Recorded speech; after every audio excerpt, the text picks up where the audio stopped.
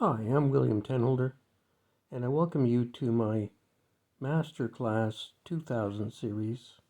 And now we're going to look at the King's Fianchetto, and I'll bring you through this at Magnus speed because I just love how fast Magnus plays. And why not copy? The Fianchetto is going on both sides. It's a nice way to deal with it, and it's a very strong opening. So I completed this just as Bobby Fischer would have done the same thing. Now they came out with the Queen, and of course I had to think a few minutes about that. What to do with the Queen coming out so early? Well, we always say punish the Queen. So um, I castled, and okay, what's their next move? Okay, looks like a kingside attack. What's my next move? Well, it's going to be a queen attack, right? I'm going to attack the queen as much as possible. When the queen comes out early, you punish it. So now they are trying for a kingside attack, but you know what? The queen is not going to last long out there in the board. I can tell you that right now. We're going after that queen. After that queen, take the pawn and take the queen, right?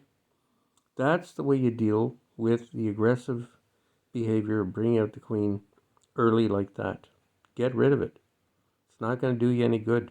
Okay? So now we'll move on at Magnus speed because the rest is pretty elementary. After this, we're just jostling for position. Of course, my goal is the two rooks. And so you see that beautiful line down the B file.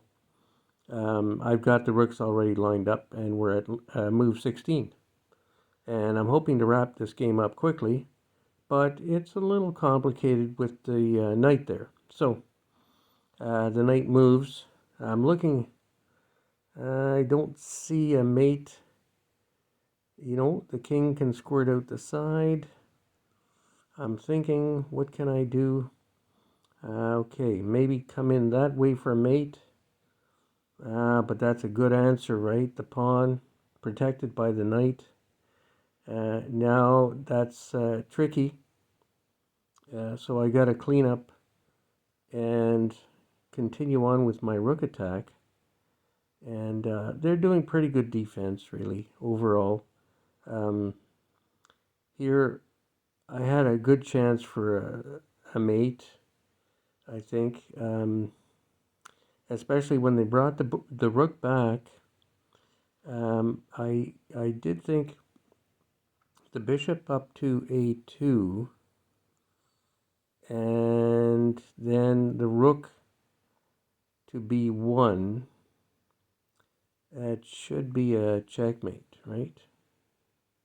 It should be a checkmate. So I was thinking of that, but I went this way, and right away I thought, well, that was maybe the wrong way to go, but I was still in the game and working with the rooks.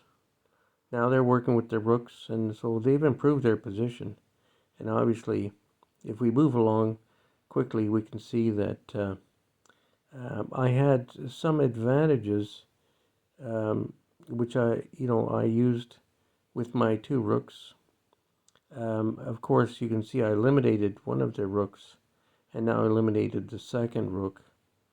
And so now it was just a matter of attrition, right?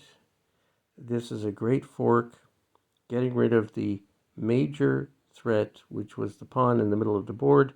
Now we're looking at 1, 2, 3, 4, 5, 6, 7 pawns against 2, rook and a bishop, and they didn't resign yet. So it really only took a few moves for them to realize that they had nothing left. All I had to do now was bring my king up the board, and I was planning to go up the white squares because they had a black squared bishop. So the king goes right up the stairway to heaven, right? Maybe I'll call this video Stairway to Heaven, because that king just goes up the Stairway to Heaven, and, you know, I could have had 2 or 3 queens at the end of this game if they didn't give up. So I hope you enjoyed this. I'm William Tenholder, and I love chess.